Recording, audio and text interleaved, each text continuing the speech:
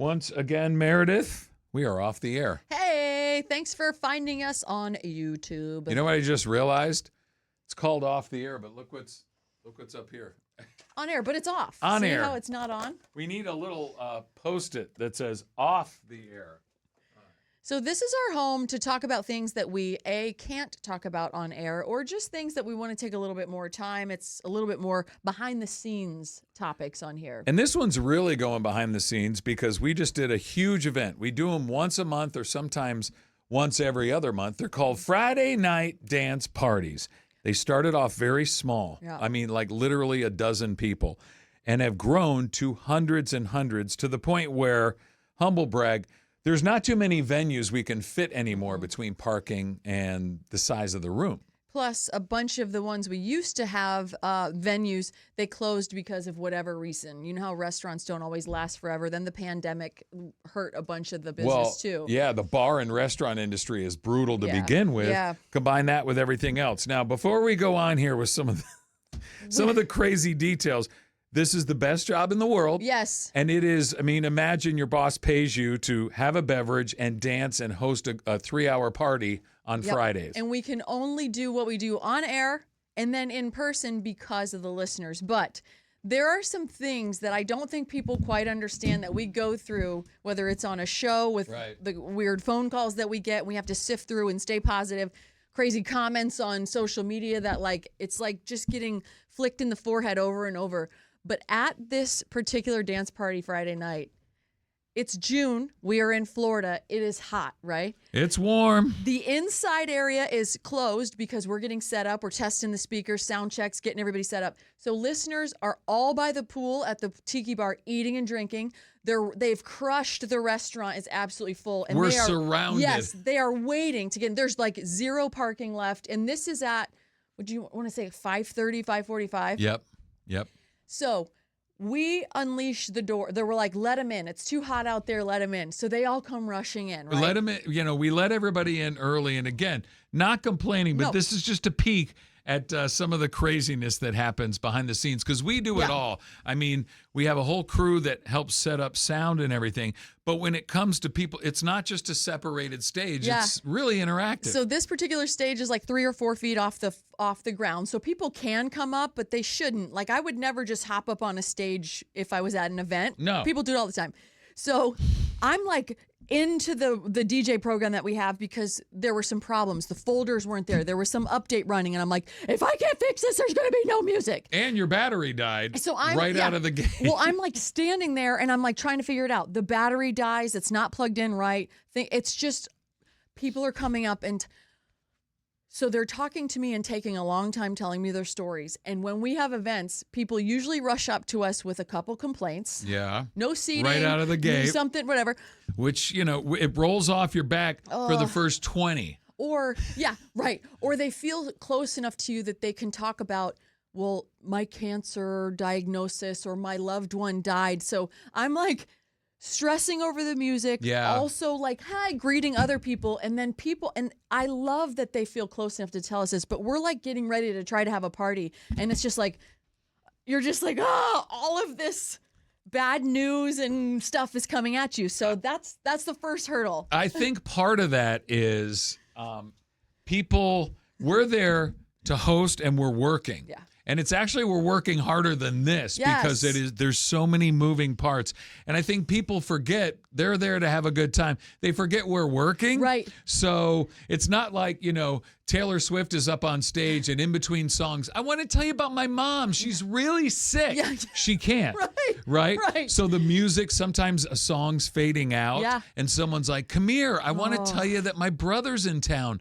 Okay, the song's fading out. We have to talk to 250 people now. So there's this weird dynamic because we pride ourselves on being super accessible. Like our cruises are basically a 7-day meet and greet. Yeah. But there are times when we can't, and they're just little droplets on the forehead. By the end of the night, you're like, I need to go high. I can't. And I'm not confrontational, and I'm hypersensitive to people's, when they have sadness, I can't be like, sorry, gotta go. Meredith is so patient. So that's why we're venting to you right now, because we don't vent to the people. You are so patient, more than me. There was an incident on Friday where I was talking to 3 people, and Meredith, during a 10-minute period, had one person standing there talking and doing different things, and it was like, oh my gosh. I couldn't. And the doors had just opened. And I'm seeing the time we're about to start. I'm seeing the place is packed, hundreds of people, and I can't get the music right. And this guy is still standing there. I'm like, oh my God, I can't right now. So then let's fast forward. We're into the party. We're having a blast. I have 2 things I really want to talk about. And it's my hot. Shirt, you already said that. My shirt and the AC's not quite keeping up with the crowd. We are absolutely drenched. So David has this fan that he takes to all of his gigs. It's like a high-powered directional fan. Home Depot directional fan that actually it's like 30 mile an hour. People love it when I turn it to the dance floor. It saves our lives during those. Where she's going with this is I shouldn't have picked it up and turned it to the dance floor. This is so great. So he's like blowing at all the people that are sweaty in the front. Then he's turning to me. He's blowing it across the whole DJ booth. I had a beer that had like this much Mick Ultra left in it. The beer slow-mo topples over because of the blast of the air. It perfectly. Here are 2 extension cords that are plugged in on the floor. The beer was like splash, head down, and just absolutely pours on the exact connection joint. I'm like, great. I'm just like, David, what do we do? Blow more air on it. What do we? It never affected it, but that was another thing where I was you like, pictured sparks and the whole thing going dark. And he was like doing it for fun, and I love the air blast. Obituaries and photos and paperwork from one of our listeners who had passed. The stuff that people brought at the beginning of the night. Flying around. I'm like, oh my Lord, this lady's like obituary and funeral pictures are all over the stage now. I'm like, it looks like we were like doing the tribute. napkin thing at a club. So I'm just like dying inside laughing just at the whole situation. Also, the last 2 times we've been at this venue, they did not have lights on the stage. No. So I thought, it's summertime. I have this cute shirt that's kind of see-through, but it's all black and it has little stars on it. I'll just wear like a little black tank toppy thing where my stomach is like kind of exposed. Then I had jeans on. Well, they have remedied their lighting situation. So you dressed for no light and got backlighting. So I literally, if you've ever worn a sheer anything, when someone takes a picture of you or a famous person on a red carpet, you can see their undergarments usually. The whole night, I might as well have been up there with no shirt on, just a sports bra. I felt so insecure and so naked all night long. Plus, now I'm sweating, so my hair is atrocious. I was so insecure up there the whole night, and I thought of all the times for them to fix their lighting. Then people had enough to drink. Oh my God. They were ready at 6. They were primed. And the venue started happy hour specials at 3 o'clock. And we didn't start the music till 7. So this lady, I'm not familiar with her. I think she might have been like someone staying at the hotel. Okay. Yeah, I didn't recognize her either. She's dancing on the stage, which no one told her to come. Like, you don't just jump up on a stage. Anyway. I'm hearing this for the first time. I didn't get this story. She's dancing. So another lady who's actually really nice came up to get a hit off of your fan. And she decided to start dancing. Well, the original lady turned to her. Get off the stage. No one wants to see you bleeping dancing up here. What? Because the lady in the white dress with the cardigan thought she was hot stuff. And she was an attractive, middle-aged lady. But still, you're going up. She told the lady, no one wants to effing see you dance. What is...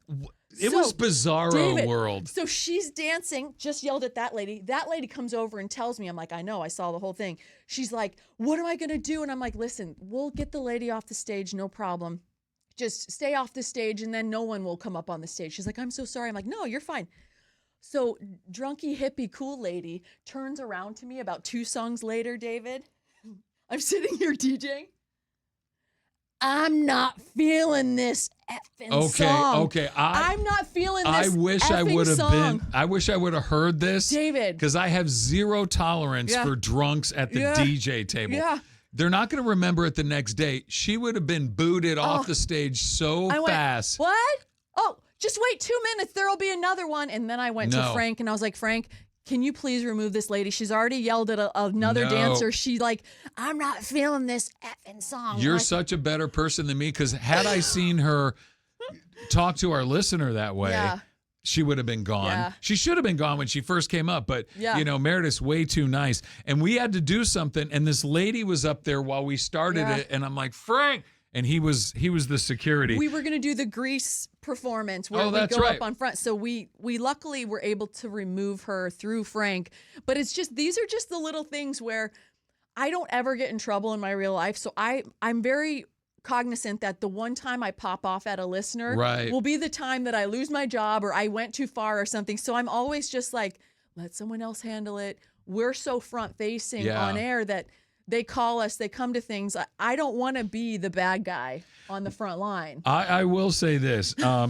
Again, I feel like we have to put this disclaimer out there. Best job in the world. This is not complaining about the gig. Look how much fun we have. I mean, people are loving every minute of it. This is just a handful of like, whoa. We like sharing this stuff because people don't realize it was a half hour nonstop, people screaming and yelling. We could be like, somebody dance to this polka, and they would have done it, right? Yes. But these weird things happen behind the scenes where it's like you're literally prepping, trying to plug stuff in, and someone's like, I got to tell you, and it's a 10-minute story, Oh, I got to go. And then you're on stage, and this woman turns around and cusses at you in the middle of, you just want to tap them and go, turn around. I know you don't like this.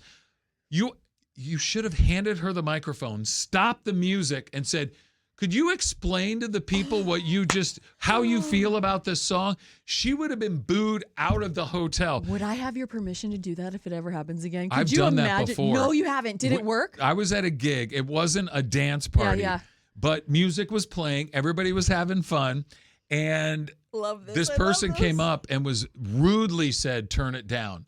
They're like, we're trying to. And in the middle of their sentence, I grabbed the volume pot and cut it cold and just stood there and watched them finish their sentence. And then they stopped and felt the room go quiet and was like, no, I'm sorry. No, I didn't mean turn it off. And it works. It worked immediately because they felt like, oh, wait a minute. So this happens all the time and we're used to it. But Friday was just this weird, it wasn't a full moon. It was all these strange things were happening and we were drenched. Yes. This is a low ceiling venue that I compare it to if you've ever seen the movie Animal House, when they're in the basement and they're singing Shout, that was the energy level. Yes. And that was the amount of fun. But in between all those moments were these crazy weird things happening. Yeah, because honestly, you guys, we get the flip side too, where one of our favorite listeners came in and she's like, I have had the worst week. Yeah. The traffic was awful. I just kept telling myself, get to the dance party. Everything's going to get better. And she took 10 seconds to tell us that. It was positive. And then I saw her dancing all night. And then she won one of the gift cards, the $100 gift cards we gave away thanks to our sponsor. Out of like 150, 200 people. Those awesome things happen too. So this is not just like, this is negative. It was an amazing party. The place was packed. And on the way out, everyone, that was so great. That was so great. But that's the majority. If you're also having, like, let's say you and I are human. We have a bad day or a bad week or something weighing on our mind personally. We have to put that aside and we're entertaining 300, 400 people, having fun. And then you're already battling with something personally. Then someone comes at you. You're just like, before you know it, I leave there and I'm like, I'm so tired. Yeah. I'm just going to sleep for a whole day. It's odd how it accumulates and kind of hits you different ways. Yeah. We just saw Ben Affleck lose it. Not even lose it, just get snippy with the photographer because they were blinding him driving down the street. Now, say what you want about Ben Affleck. He does have a bit of a temper. But we can relate to someone like he probably has been dealing with that his whole life finally put it in park and said, guys, you realize you're blinding me and I'm driving with a kid. So it's no big deal for someone to come up and go, hey, I don't play another song. Yeah. Great. But to have someone drunk going, I'm not feeling this effing song. Right. It just was like. Especially 3 feet from my face, not down in the crowd where I could be like, sorry, I can't hear you. It was like right here. And she wasn't supposed to be. It's kind of like comedians. We talk to them all the time in here. Yeah. And they're like, with today's internet and all this crowd work being showed online, in fact, you may have just seen it on YouTube, people now feel like they can be part of the show. Right. They need me. So they bark things out. They say rude things. And the comedians are like, oh, my God, we've created a monster. That's right. You do open that door. The first time we have someone come up and dance, people are like, oh, I can go up there. It's like, no. We like pulled them up for YMCA or something fun. Right. So it is. Dance parties are amazing, and the best part is if we weren't sharing this with you guys behind the scenes, you would never know any of this happened. Everyone else had a blast, but as we go off the air with Off the Air, we'll leave you with this. There was something everybody knew about that night. Oh, our final song. And this was the period at the end of a crazy sentence. We're soaking wet. The crowd is, without exaggeration, they're at a fevered pitch. Yes. Our boss, Frank, said they were spicy. Yeah. These people were spicy, and we're wrapping it up. I stupidly announced, Meredith, should we go home or should we keep going? I'm like, no, we got 2 more songs at least, David. The crowd is like, keep going. We play a song. People go nuts. Jumping the whole song. I mean, the place is feeling it. And we're getting ready to basically drop the mic with a song called Shout. Again, Animal House. It's the peak. Hey. What? People go nuts for it. We go to play it, and Meredith, I see a panic look in your eye. Oh, my God. My computer's black. The screen's gone black, David. I have no music. You guys, when you're like, hit it, Meredith. And nothing. It could not have been. It was movie timing. Like, it wasn't even static. It literally was dead silence. And there's 250 people staring, going, are you going to play it? And we had to kind of improv and ad-lib our way out of there. And the plug was still in the laptop thing, the Surface, and it was lit up. So I know it wasn't power. We don't know what it wasn't battery. It was like the night was loaded with gremlins. Yes, but honestly, I think it may have been overheated. Yeah. It was that hot on like, if you wouldn't have kept shooting me with your fan, I felt a little a couple times that night. I was like, is it really that hot up here? It was. So my brain did that. It shut off a few times. Maybe the computer decided, okay. But if you've ever entertained on a stage or if you're a DJ or something, the panic you feel in person with hundreds of eyeballs looking back at you, and you go, well, sorry, guys. Good night. Thanks for coming. We'll be on air Monday morning. Thank the heavenly DJ stars. It was 2 minutes of. Yeah. We had played for 2.5, 3 hours, and it was the last one. And there was a DJ. Yes. Steve, love you, buddy. Yeah. He was ready to go. He had he hit play as soon as we're like, thanks for coming. And there were some people, oh, boo, come on. Which is like, but nice boos. What a way to end the night. If there's ever been nice boos, it was that. But yeah, so those are just some of the crazy things that happen, behind especially the scenes. Live big gigs, not, smaller appearances. Yeah. When you have a big party with about 400 people, it's like every mistake feels monumentous or monumental. It is. We just wanted to share that with you. Meredith's like, we should share this story. And again, we don't want it to come across as bitching because we know we have the best jobs, and the Friday night dance parties, a company pays us to have a beverage and host a party with all these happy people. Yep. So and people came there, got hotel rooms to stay the night. We had people driving from like Apollo Beach, an hour and a half, 2 hours away to come. So it's wonderful. And in the description below, I will put a link to the photo gallery so you can see, and some of David's post-event videos, so you can see what a dance party looks like and feels like. Yeah. They're great. If you haven't been to one, please go. But, just stay out of my face. Don't cuss at me and tell me I'm not feeling this song. Yeah, and we have another one coming up at the end of the month, depending on when you see this. Yeah. And this was one of the smaller, tighter venues. We've been in some that hold like 500-600 people, just as crowded. So thank you, guys. That was we only vent to one another, not to people. It's kind of nice, though. I would love to see your comments if you've ever seen something crazy at a live gig. What's the craziest thing you've ever seen? Someone being wild or rude, or I don't know. I would love to hear other big gig horror stories. Would be so fun to see. Stuff you've seen instead of the comments like, quit your bitching. Right. I want your job. No. Okay. Thank you guys so much. Thank you. So I guess now we're off the air. Bye.